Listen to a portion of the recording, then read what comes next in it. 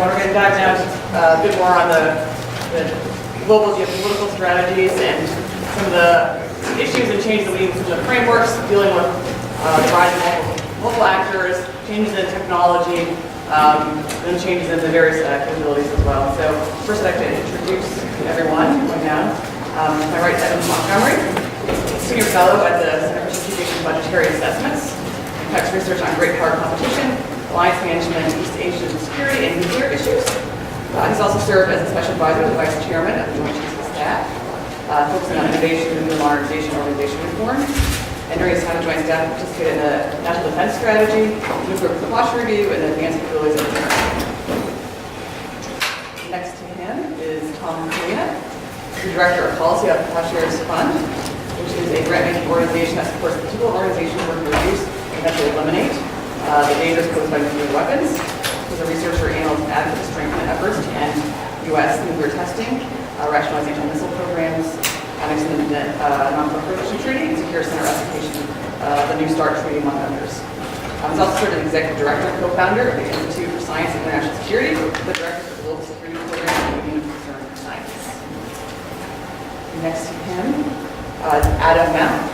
He's a senior fellow and director of the Defense Posture Project at the Federation of American Scientists, which provides science-based analysis of and solutions to protect against catastrophic threats to national and international security. It was founded by scientists who built the first atomic bombs during the Manhattan Project. It covers the U.S. nuclear strategy and force structure, global nuclear politics, deterrence, and North Korea.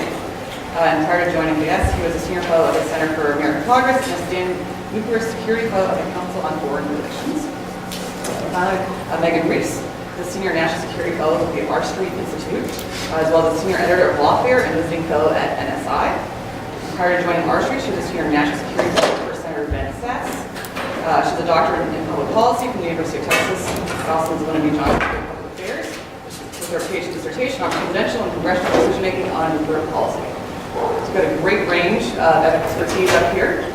So we want to dive right into it instead of having, starting off with different work, we want to dive right into looking back and then helping us to look forward. So thinking about where we are now, and a lot of mentions, the Cold War come up more than we've heard probably in recent years. And so I need to get to the point where we're moving towards the Cold War 2.0. So I'd like to actually go down to each person and see what their thoughts are on what aspects of the Cold War and deterrence strategy are still relevant. What ones are we leaning on too much that we maybe shouldn't be? And then, looking ahead as far as some things to maybe tweak a little bit going forward, and that is a springboard into some of the other discussions for this week. So, do you want to start? Sure. So yeah, you hear a lot of invocation of the Cold War as an analogy for what's going on now. I think there's some truth to that in the sense that you have this resurgence of great power competition, this increased focus on China and Russia, a bit of a, I would call it a deprioritization, but basically ranking perhaps non-proliferation and terrorism concerns a little bit lower than they might have been a handful of years ago. And so all that does harken back again to the Cold War. I think the way to think about it when you talk about, say, the second nuclear age, which is the term that often gets thrown around to describe the situation, right?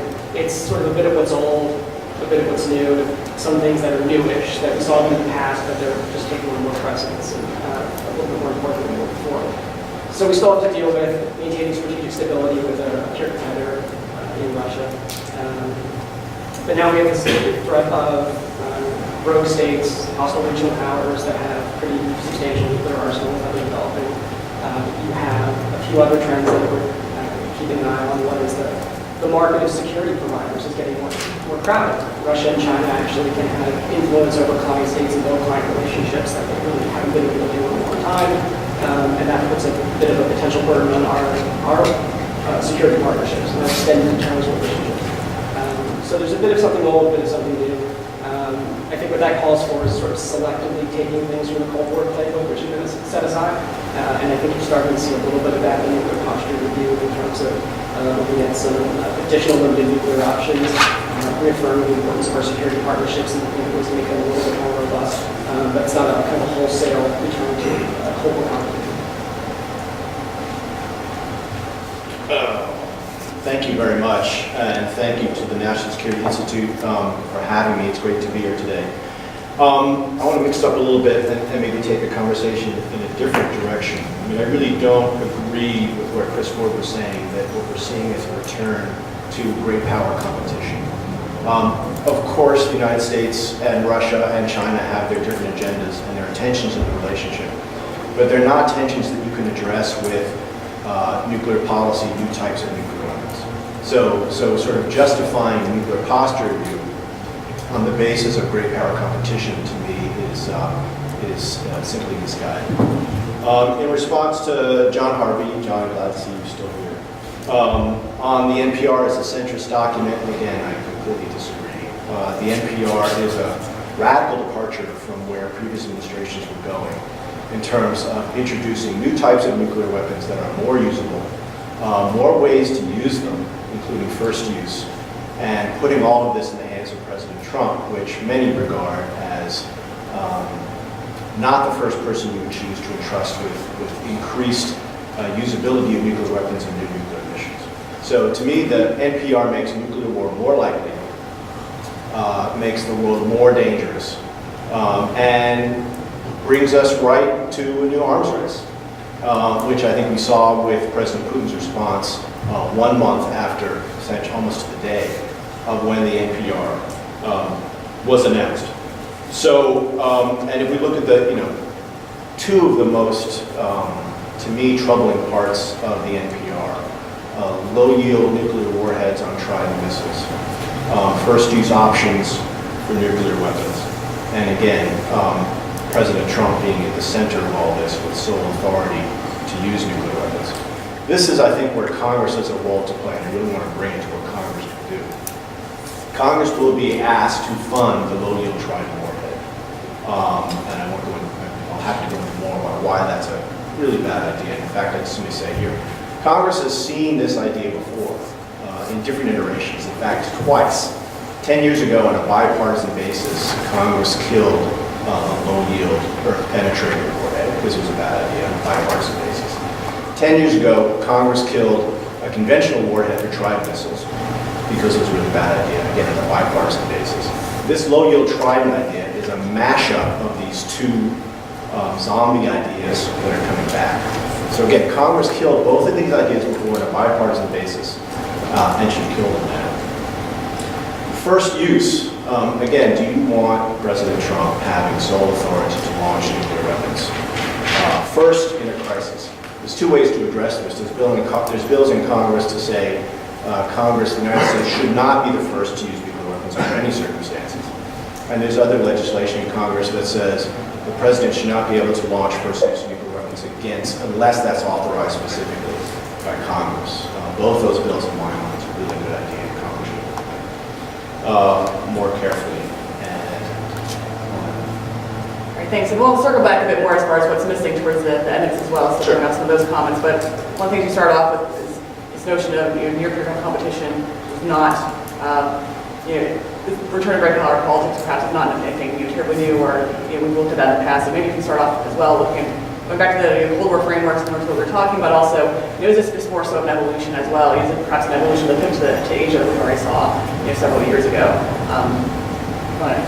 Sure. I think there are some strong parallels, as Evan mentioned, between the current situation and the Cold War.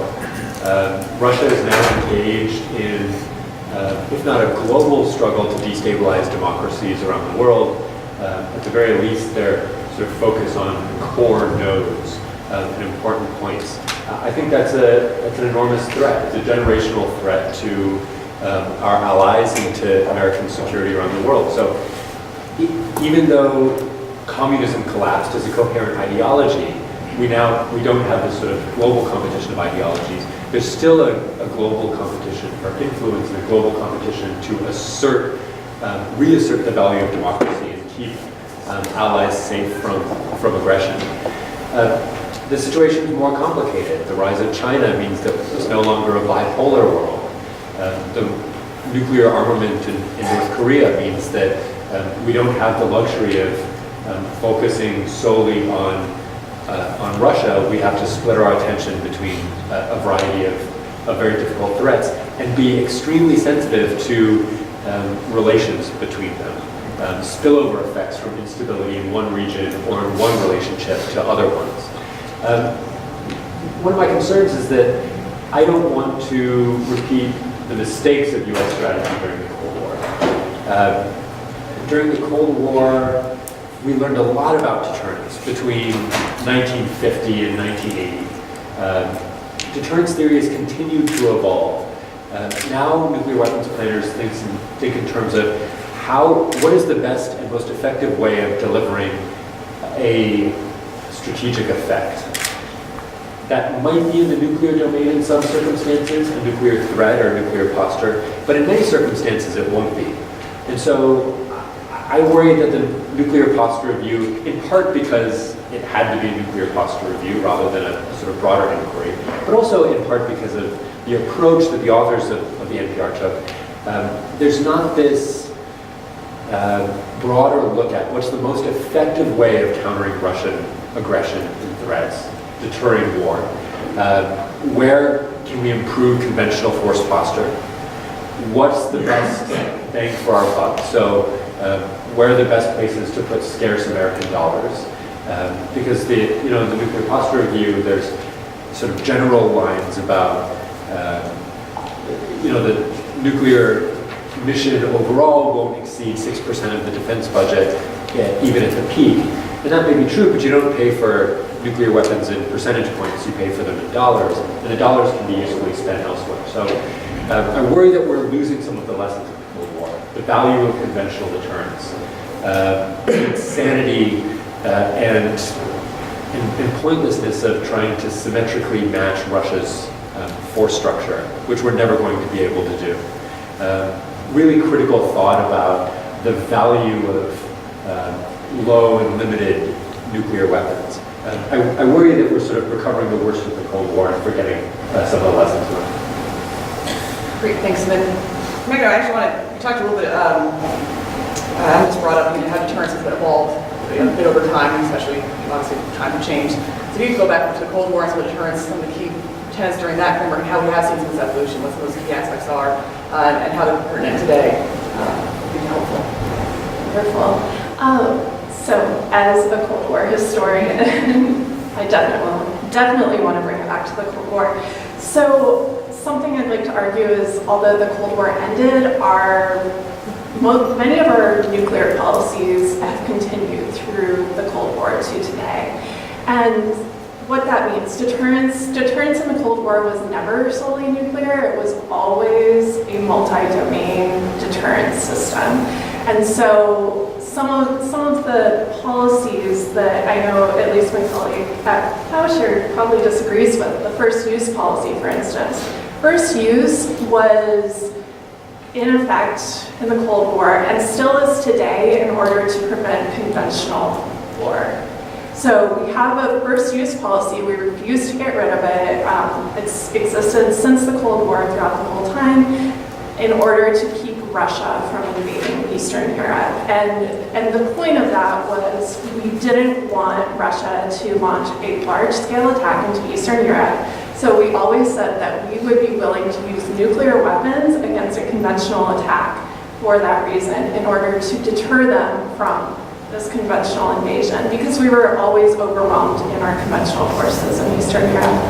And that continues today for a few reasons. The nuclear umbrella is still very strategic for our forces. And with the nuclear umbrella, we're trying to keep other countries from going nuclear. So it's both a means of preventing conventional attack, but it's also a non-proliferation policy that's still in effect today. And I think generally our attempts to develop treaties are to prevent proliferation, to reduce nuclear weapons. These are all laudable goals that we want to continue, but I think we also need to give DoD some credit that they're trying to develop new capabilities, not because they want to use them, but they want to keep our deterrent effect strong. And so the low-yield nuclear weapons that everyone's talking about, I think there's good debate about whether or not it's worth investment, but the point of them is to increase our deterrence and our deterrence capability against Russia. So the idea is that Russia is trying to develop these low-yield nuclear forces, our nuclear capabilities, and the U.S., they think that they could potentially, that Russia could use them, and that we wouldn't want to increase the possibility of casualties, or we wouldn't use a larger yield capability because that would just up the ante. It would up sorry, I'm losing my words a little bit, but it would be too destructive, so we'd never do it. So they'd be able to use their low-yield nuclear weapons, and then we wouldn't have any response without upping the game too much. And so in order to prevent that, in order to have a comparable reaction, we're trying to develop these additional capabilities so that so we'll still be able to deter them even at a lower yield nuclear weapons. So Thanks. Now, returning a little bit back to our own defensive structure, but I'd like to talk a little bit just about the changing environment as far as some discussion about proliferation. 20 years ago we talked a lot about loose nukes, and I don't really hear that anymore. So I'd just like to get some insights from this panel on how they're looking at proliferation. We haven't talked about Iran at all yet today. So that's obviously one that's in there, with North Korea, there's concerns there. So are there regions that you guys feel are, leaning more towards unstable in this area? Are there some that where we're seeing some positive signs? So how do you see some changes from region to region, and some things that you think that we should be talking about but that we're not yet? Yeah, you go for it. Sure. So I think proliferation, at least the way I see it, I think the way the focus has shifted over the past few years, it's more probably we're actually focused on allies and security partners. So that is there's more of a rollback or capping issue of anyone coming into their power, or in the case of Iran, which is at least put some right and left lateral limits on what they're doing or what they can do for the time being. But I think there's still some not insignificant concerns about proliferation to allies and partners in East Asia and the Middle East. And so I think that's something that's starting to get more attention than in the future. But if you look at the security trends broadly in East Asia, and it's not just the North Korean nuclear capability, but also China's conventional military modernization, there are some concerns, and we can debate how realistic they are, about South Korea and potentially when it's not going to affect Japan, considering their own independent nuclear capability, dangerous ways of our security guarantees. And then you have a region populated by potentially 5 nuclear powers, and that's a big story. And then you look at the Middle East, and even with Japan, there are persistent concerns. We're seeing them out in Saudi Arabia.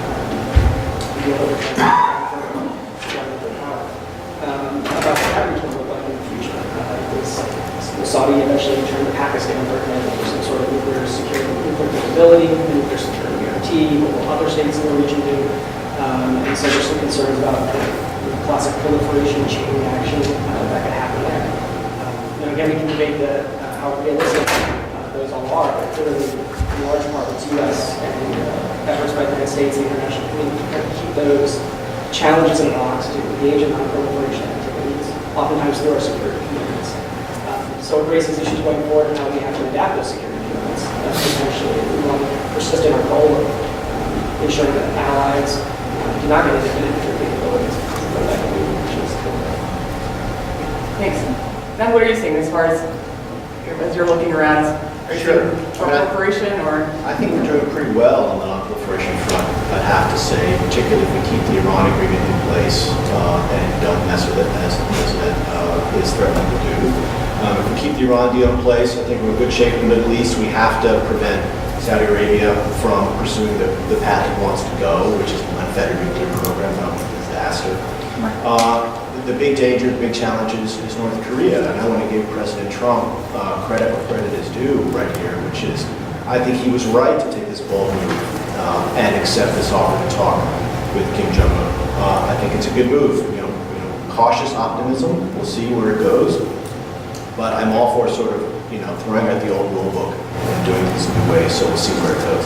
The other aspect of non-proliferation non-proliferation, though, is the broader non-proliferation regime embodied by the Non-Proliferation Treaty. We're in for some real rough sailing here as the dual aspects of the U.S. nuclear posture review and now Russia's response to that ripple through the diplomatic dynamics of the NPT, where most countries of the world look at the United States and Russia and say, you guys don't get it. You're not doing enough. You need to do more if you want to keep this deal going where we, the 100, however many countries, 90 or so, say we're not going to develop nuclear weapons. We need to see more from you, which is essentially the deal, right? And so you're seeing this movement growing internationally for the international ban on nuclear weapons. That is a response to the weapon states not doing enough. And you're just going to, by moving to renewing the arms race between the United States and Russia, the United States and Russia are unwittingly fueling the movement towards international efforts towards the ban treaty.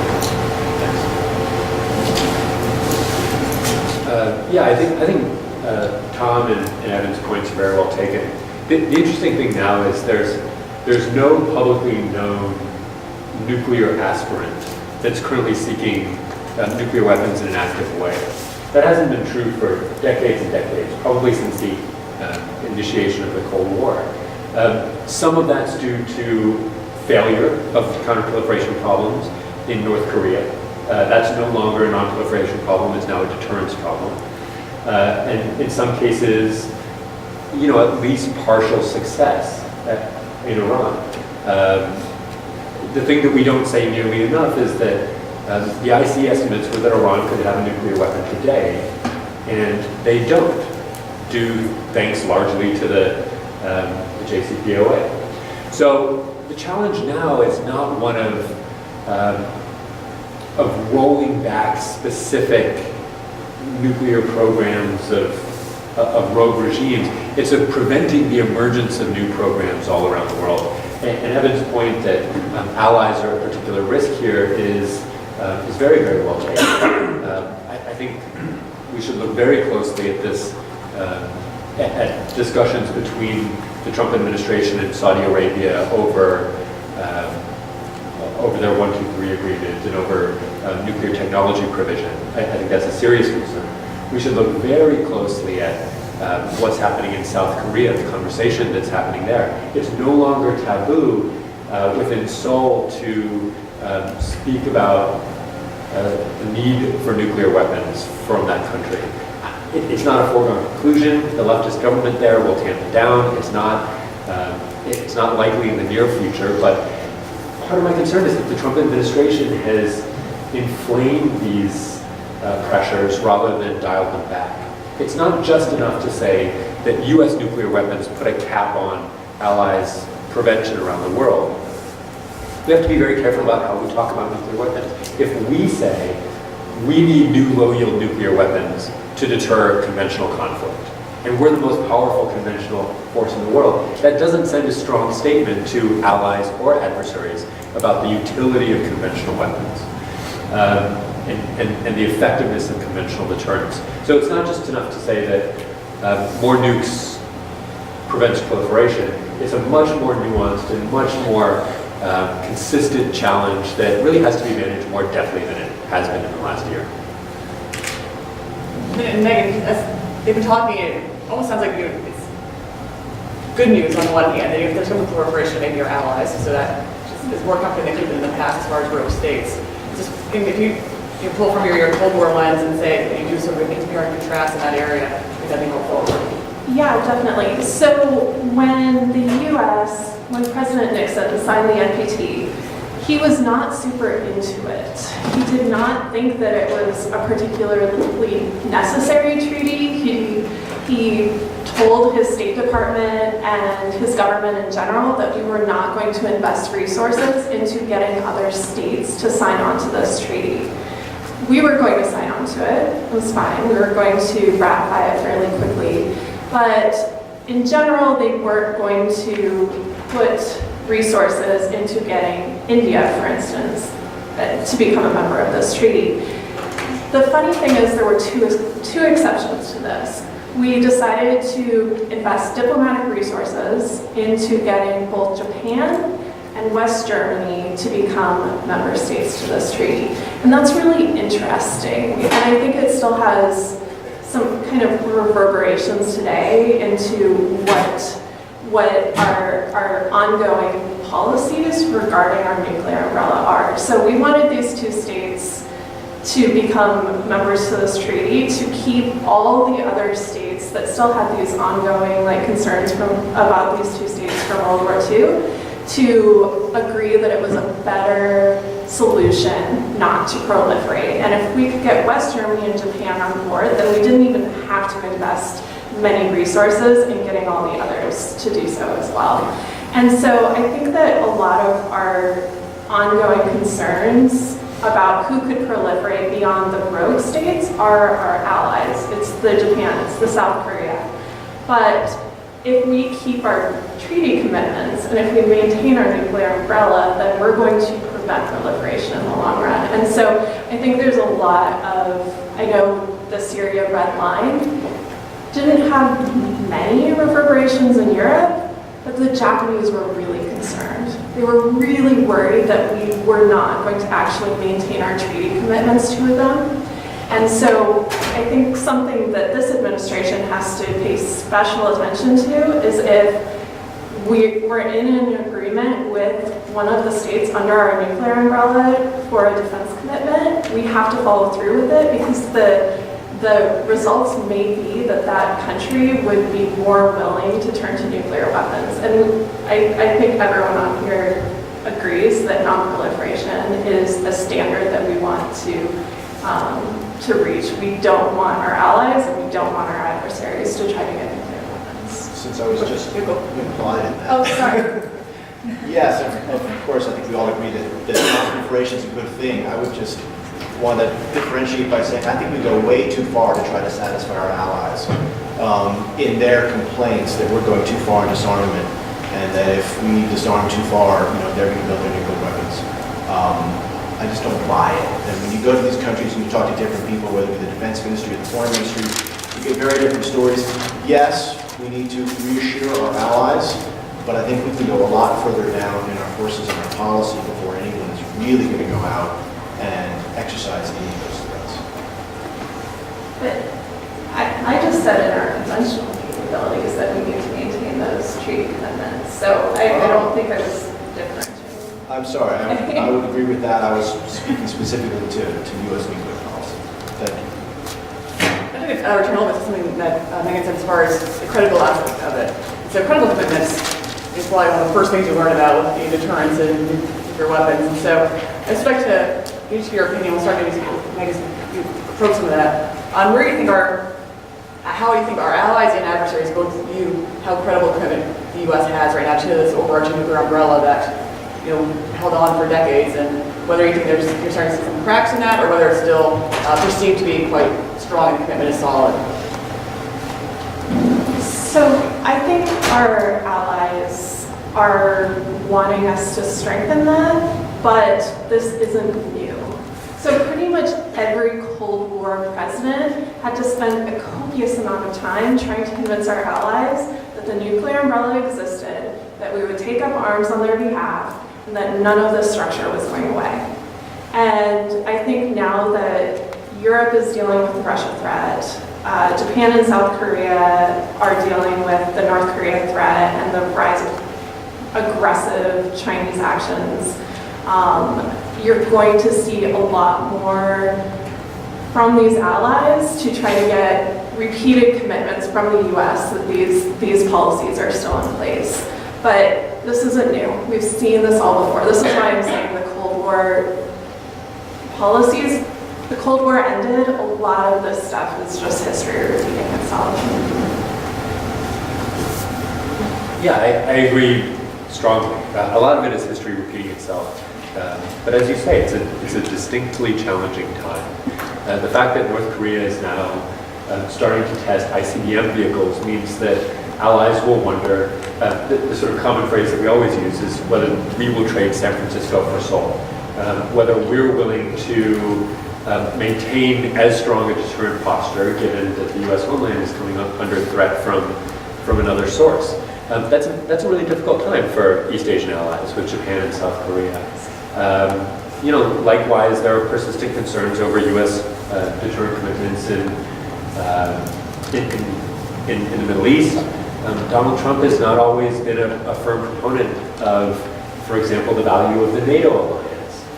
When he went to Europe, he was wishy-washy on U.S. deterrent commitments. And the fact that other senior administration officials have given strong statements of assurance and devotion to U.S. alliances doesn't make up the entire difference.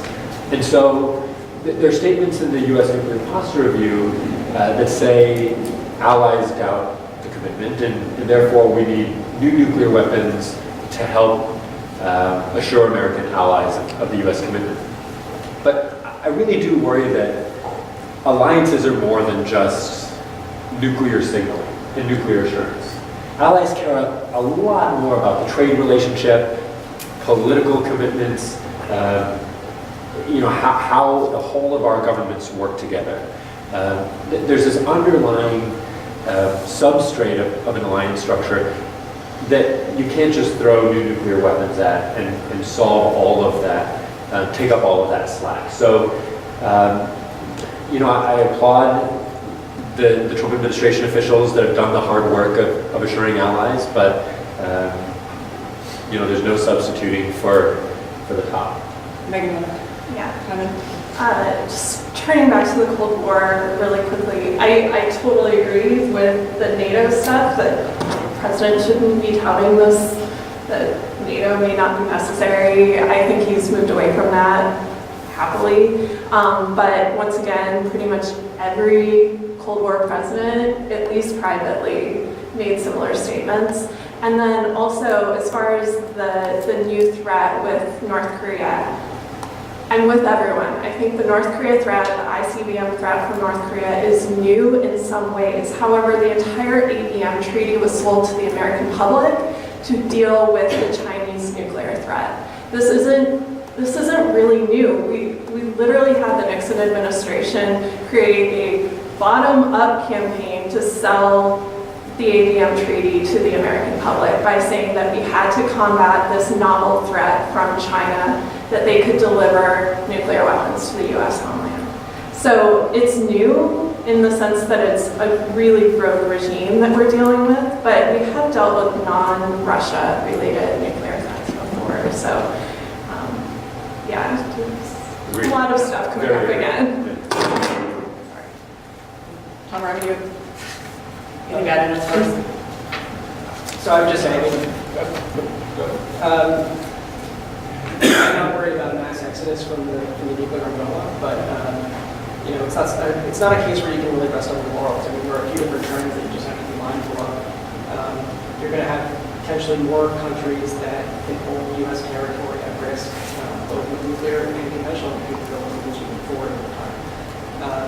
The United States is not necessarily going to be the only game now when it comes to security commitments over time.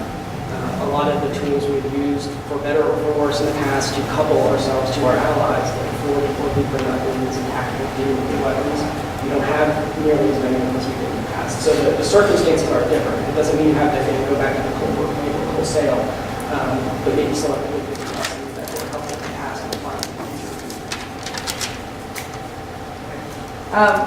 So we talked about the Cold War a lot, and obviously technology has changed significantly since that time. So I just would like to get our experts' opinions on what's some of the major changes in technology now. I mean, anything from artificial intelligence, quantum computing, securing our own nuclear systems. Where do you think some of the greatest technological challenges are, or trends that you're seeing that could then impact our own nuclear strategy? And Trevor would like to start. I know this is something that Evan has worked on intensely.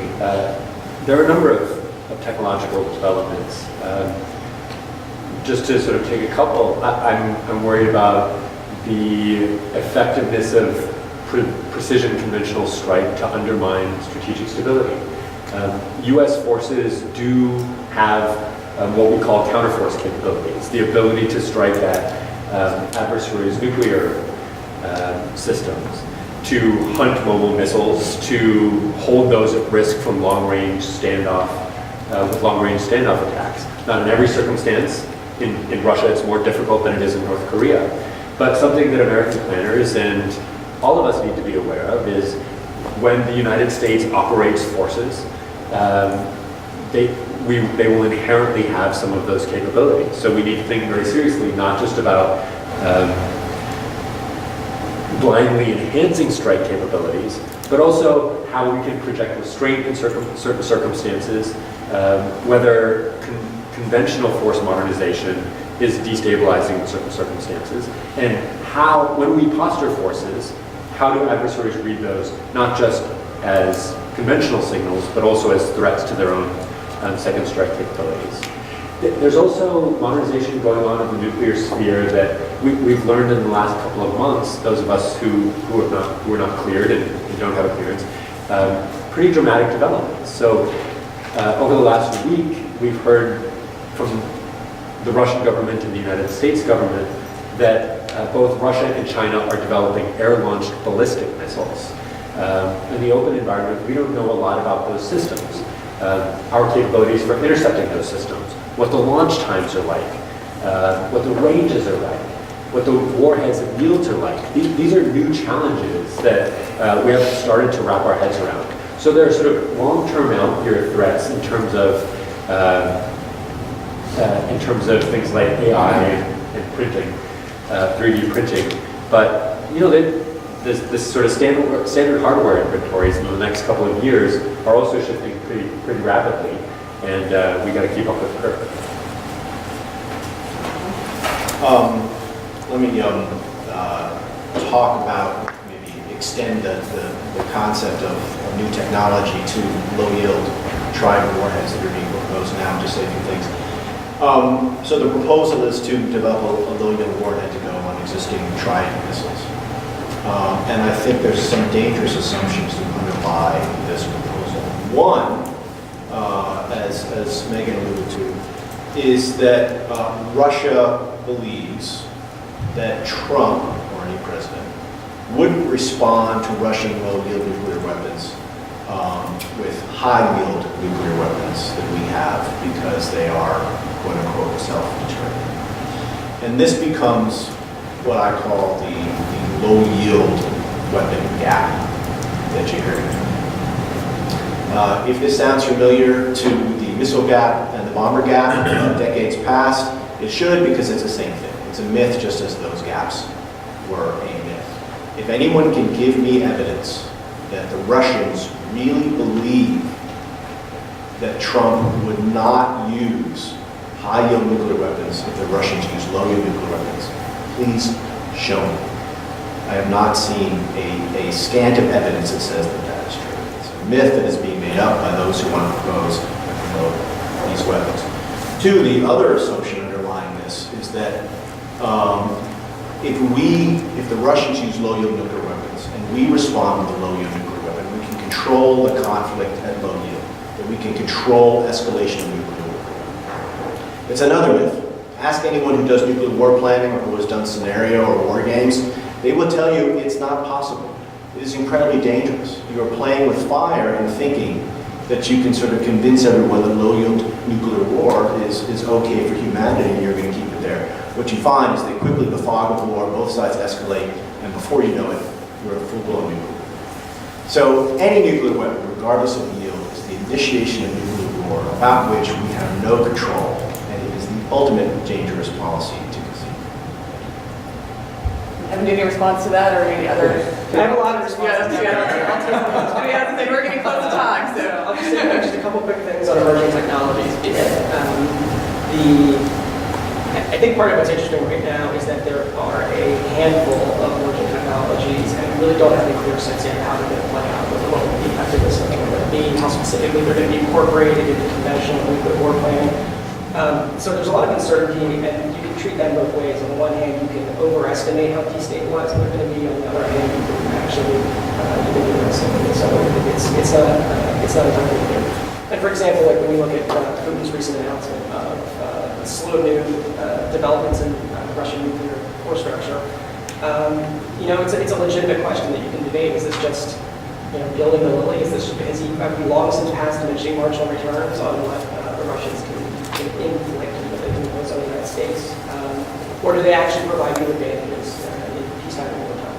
I think it's a bit of an open question. People are wrestling with that. The one technology in particular I would just highlight that might have some pretty significant implications is probably artificial intelligence, which is kind of commonplace to hit it right now. But in two areas, one for target identification and the other for the potential delegation of human supporting weapons. And that's a technology, and those are potential implications that they're going to change the calculation. Potentially, they're going to change what can be done, the time frame under which it can be done. Whether that's ultimately stabilizing or destabilizing is an open question. But that's the one I would highlight in particular, probably the most relevant. Great, thanks. And it's about a minute left, and so Megan's going to talk about what technology, then also real quick going down like what's missing. You guys can just think about one quick soundbite what might be missing, but you give you a chance to talk about the technology shifts too. The ongoing conversation around missile defense is particularly interesting. Putin made the claim that their weapons could get around U.S. missile defense.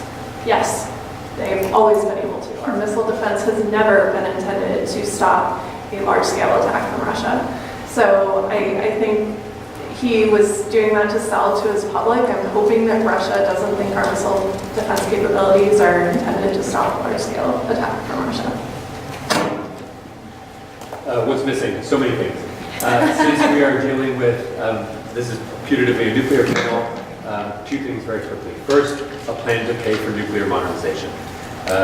It's easy to say 6% of the defense budget, but because that sounds like a low number, but the dollar cost is enormous. And past administration officials, and if you press these administration officials, they will tell you that there's no plan there. The second is a complete case for why we need new nuclear supplements, the low-yield D5 and the nuclear silicon. There's a lot of abstract language in the nuclear posture review, but there's no complete case here about what are the targets that those systems can hold at risk, in what circumstances, that our current forces can't. And if Congress is going to be asked to pay to appropriate more funds for these, I think that there needs to be some hard questions about what are they for? Great. And, 10 seconds each.